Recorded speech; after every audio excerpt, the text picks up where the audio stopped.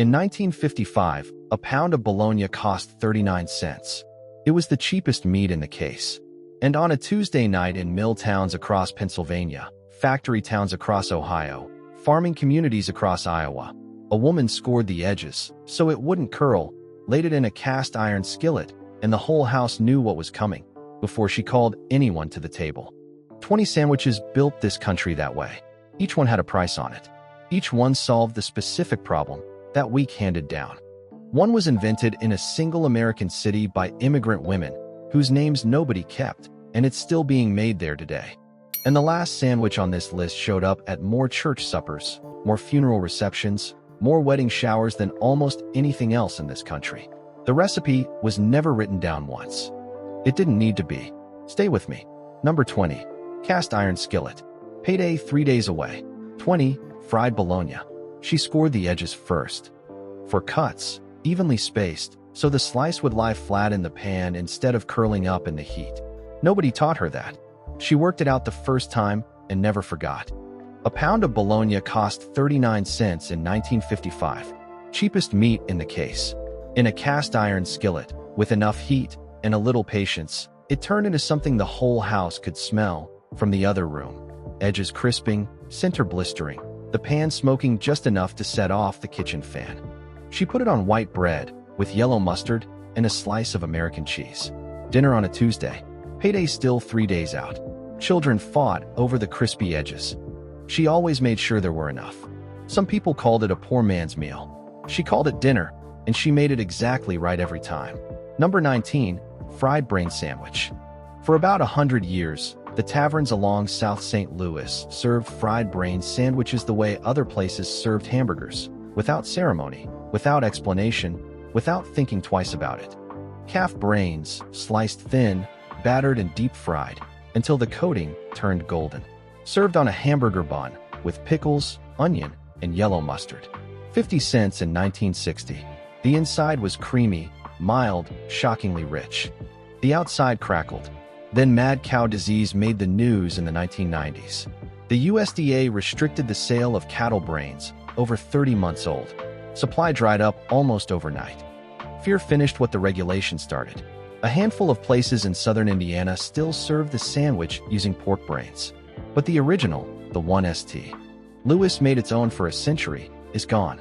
Not because anyone ate it and got sick. Not one American diner. It disappeared because the name alone was enough to end it. Number 18. Olive and cream cheese. A block of cream cheese cost 12 cents. A jar of green olives ran 25. From those two things, chopped together, with a splash of Worcestershire sauce, and spread thick on crustless white bread, cut into neat triangles, a woman could feed 20 guests for under $1. Ladies' Home Journal printed the recipe in 1923. Within a decade, it was everywhere. Church socials, bridge clubs, funeral receptions, every gathering where women fed a room and made it look effortless. The salt of the olives against the tang of the cream cheese created something oddly precise. Every woman had her own version. Some added walnuts. Some used pimento stuffed olives for the color. When the national sandwich chains arrived, with their standardized menus, this sandwich didn't die. It just stopped being served anywhere a stranger might order it. It retreated to the rooms where it had always belonged, the ones women ran themselves. Number 17. Pepper and egg. 4-6 Fridays every spring. The same thing happened in Italian-American neighborhoods, from Taylor Street in Chicago to Federal Hill in Providence to Arthur Avenue in the Bronx. Long green Italian peppers went into the skillet with olive oil. When they softened and the kitchen filled with that smell, the eggs went in, soft scrambled, folded right into the peppers in the same pan. The mixture got piled into a length of crusty Italian bread. No meat, no cheese. A dozen eggs cost 53 cents in 1958. A pound of peppers was a dime at the neighborhood stand. Children came home from school on those Fridays and knew exactly what day it was before they opened the door. The smell told them. It was Lent. It was Friday. And she had it ready. When fast food introduced the fish sandwich as the standard Lenten option, the pepper and egg began its slow fade from the American calendar, which is a poor trade for anyone who ever actually tasted one. Number 16. Western sandwich. The Western sandwich, that built the railroads was not an omelet. It was a sandwich, eggs scrambled with diced ham, onion, and green pepper folded between two slices of toast, and you ate it in your hand while the train moved. Harvey House restaurants ran along the Santa Fe line from Kansas City to Albuquerque. Women staffed those counters, the Harvey girls, hired specifically for their competence and their composure, and they served the Western sandwich for 35 cents to cowboys, engineers, and traveling salesmen at every whistle stop across the Midwest. The peppers and onions were not decoration. They masked the taste of eggs that had traveled too far from the hen house. That was the original intelligence, building the solution directly into the recipe. By 1960, the Western appeared on nearly every diner menu in the Midwest. Then IHOP opened. Denny's followed. The sandwich became a plated omelet, and the version you could walk with, portable, sturdy, made for a working day, quietly left the menu. Number 15, peanut butter and bacon. Diner cooks in Memphis and Nashville had been making this sandwich for decades, before anyone famous ordered one. Crisp bacon laid across a thick spread of peanut butter on toasted white bread. The salt and smoke of the bacon against the sweetness and density of the peanut butter. It worked in a way that sounds wrong until you've eaten one. A jar of peanut butter cost 20 cents in 1940. Bacon ran 35 cents a pound. This was a lunch that made sense on a budget and tasted far better than it had any right to. Elvis made it famous. He did not invent it. The women behind those diner counters across the South had that figured out long before Graceland had a kitchen. When nutritionists started counting fat grams in the 1980s, the peanut butter and bacon sandwich became a cautionary tale instead of a lunch order. America didn't stop eating bacon. It just stopped putting it where it actually belonged. Number 14. Fluffernutter Archibald Query invented marshmallow fluff in 1917 in Somerville, Massachusetts. He sold the recipe to two entrepreneurs for $500. By the 1920s, peanut butter and fluff on white bread had become the default school lunch across New England. No toasting, no frying, just sweet and salty and impossibly sticky. Every mother in Boston, Hartford, and Providence knew it. Every child expected it. For a generation, that was simply what you packed. In 2006, a Massachusetts state legislator tried to ban the fluffernutter from school cafeterias for being too unhealthy. The backlash was immediate. But the bill wasn't really the problem. Health-conscious parents had already been quietly substituting organic alternatives for years, and the fluffernutter was already fading from lunchboxes long before any politician weighed in. The sandwich still exists, but the era when it was simply what every child in New England ate 3 days a week without discussion, that era is gone. Number 13, Cheese Dream. Before the grilled cheese sandwich, there was the cheese dream. And anyone who has had both knows which one was better. An open-faced slice of bread, topped with American cheese, and slid under the broiler until the surface bubbled, blistered, and turned golden brown. Diners served it from the 1920s through the 1950s for a nickel. The difference is not small. Direct radiant heat from a broiler works across the entire cheese surface at once. The top caramelizes, while the bread underneath stays soft. A flat griddle works from one side only. The texture is not the same. The flavor is not the same. The closed-face grilled cheese replaced it by the 1960s because it was faster on a flat-top grill. A cook could make four at once without turning on the broiler. Speed killed the better sandwich. That sentence explains a significant portion of American food history, and the cheese dream is not the only example. Number 12, chow mein sandwich.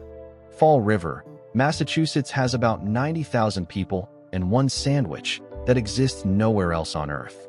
Thick chicken chow mein, celery, onions, bean sprouts in dark gravy, ladled onto a plain hamburger bun. The gravy soaks into the bread. The noodles tangle with the soft bun in a way that should not work and absolutely does. It cost 30 cents. It came with crunchy noodles on the side. Chinese-American restaurants in Fall River have been serving it since the 1920s. For generations, it was the default lunch order for mill workers, a collision between immigrant Chinese cooking and the working-class appetite of a Massachusetts textile city. As the mills closed and the city changed, the chow mein sandwich retreated to a handful of holdout restaurants. It never traveled. It never got a write-up that sent people driving from 2 states away. It remains exactly what it was when it was invented, a local sandwich made by immigrant hands for working people. And it is disappearing because the world that made it no longer exists. Number 11. St. Paul sandwich. Nobody is entirely sure who invented it. Nobody photographed the kitchen where it happened. Nobody wrote down the name of the cook. What is known is that sometime in the 1930s, in the Chinese-American restaurants of St. Louis, someone took an egg foo young patty, fried crisp on the outside, soft and yielding inside, and put it on white bread with lettuce, tomato, pickle, and mayonnaise. They put it on the menu for 25 cents, alongside chop suey and fried rice. It was called the St. Paul sandwich. Nobody knows why. For decades, it was simply the cheap lunch of St. Louis working people, a collision between Chinese cooking technique and American sandwich logic that existed in exactly one city and made complete sense to everyone who ate it. As Chinese-American restaurants modernized and menus shifted toward dishes that traveled better, the St. Paul faded from most of them. It survives today in a handful of St. Louis restaurants.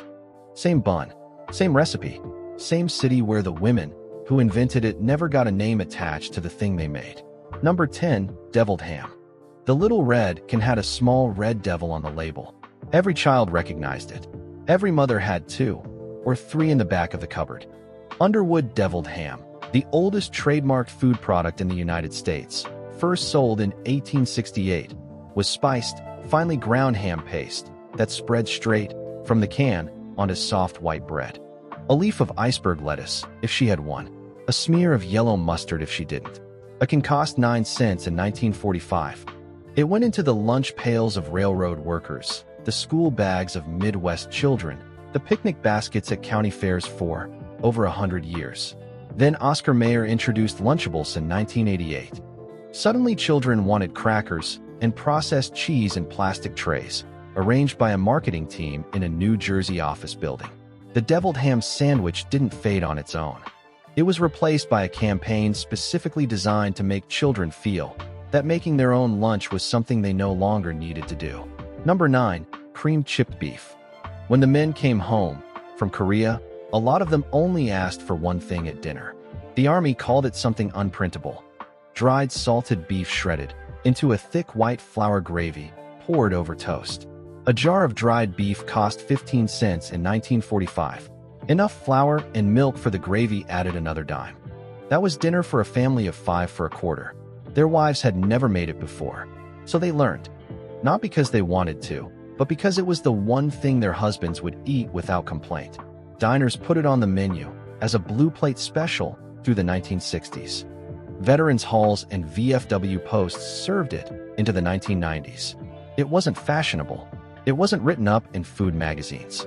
It was just what certain men needed on the table, and certain women put it there. Some things disappear not because they fail. They disappear because the people who love them are gone. Number 8. Hot Brown. In 1926, the chef at the Brown Hotel in Louisville created a late-night supper for guests coming off the dinner dance floor. Sliced turkey breast on toast, smothered in a rich Mornay cheese sauce, topped with bacon and tomato, then slid under the broiler until the sauce turned golden and bubbled at the edges. He called it the Hot Brown. Within a few years, restaurants across Kentucky were making their own versions. Every kitchen had its own sauce recipe, and disagreements over whose was best could last a lifetime. What kept it alive wasn't the restaurants. It was the women who ate it at a table, went home, and worked out how to make it in their own kitchens. They carried it forward after the menus dropped it, after fast food made carved turkey look like too much trouble, and pressed deli meat became the default. Outside Louisville, most Americans have never heard of it. Inside Kentucky, there are still women who make it from a recipe that was never written by a chef, just carried home one evening and never let go. Number 7. Pimento cheese. In the 1940s, pimento cheese was the most popular sandwich spread in the American South. Sharp cheddar grated by hand, roasted red pimentos, Duke's mayonnaise mixed in with a wooden spoon until the whole thing came together in a pale orange paste that was salty and tangy and faintly sweet all at once. A pound of sharp cheddar cost 40 cents.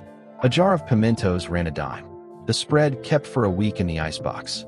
You made it once and ate from it all week, on bread, on crackers, straight off the spoon, if no one was watching. Every woman had her recipe. Some added cayenne, some folded in cream cheese for a smoother texture. The variations were not random. They were the signature of a specific kitchen, passed from mother to daughter, without ever being written down. It still exists, but the mass-produced tubs in the grocery case taste nothing like what she made. Same name, different thing entirely. And the women who knew the difference are getting harder to find. Number 6. Egg salad. In 1948, you could walk into any Woolworth's lunch counter in America and order an egg salad sandwich for 15 cents. The eggs were boiled that morning.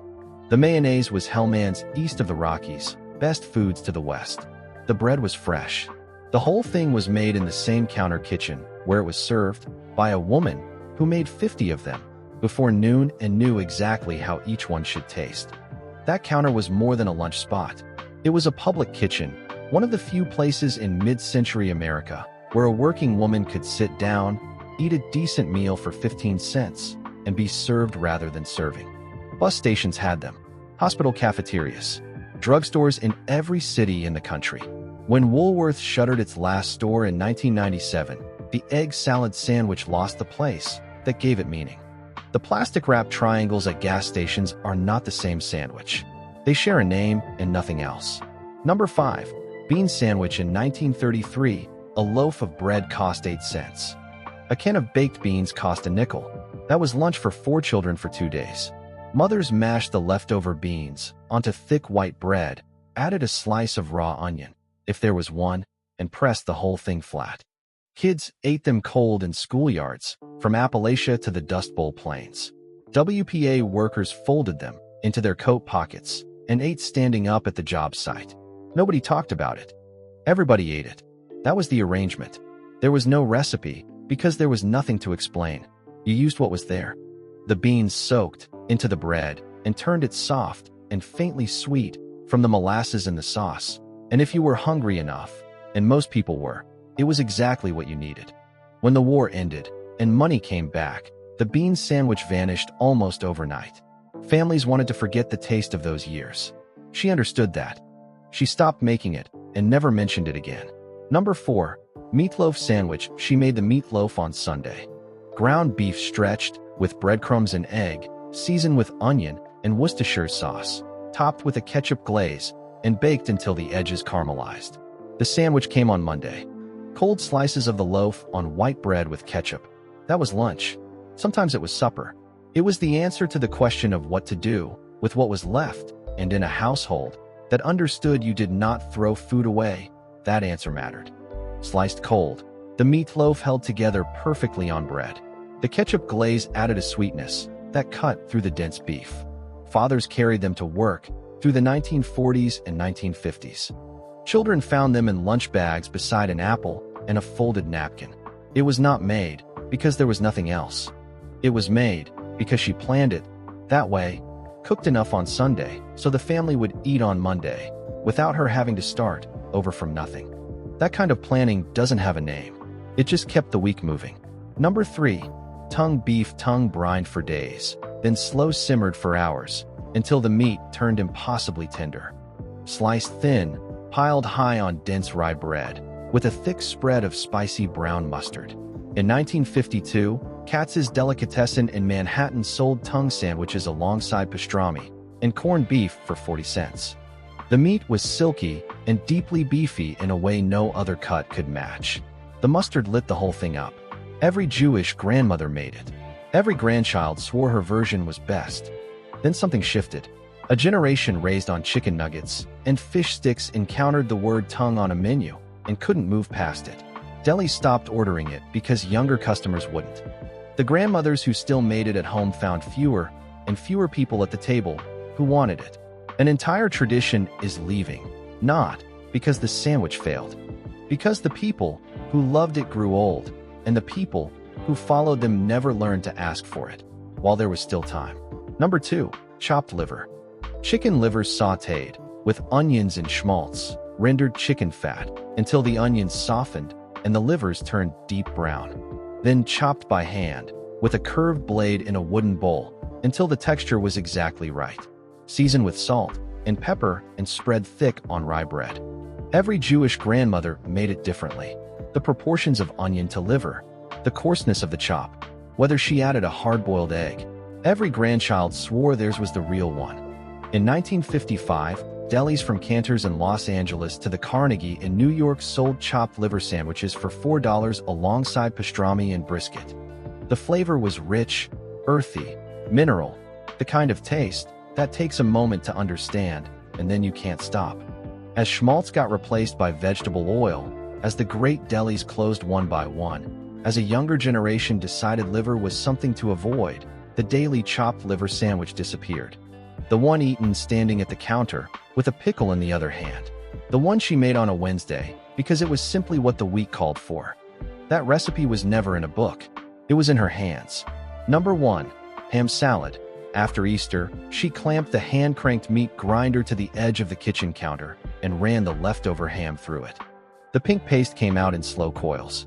She collected it in a big bowl, added sweet pickle relish, a spoonful of yellow mustard, and enough mayonnaise to bring it together.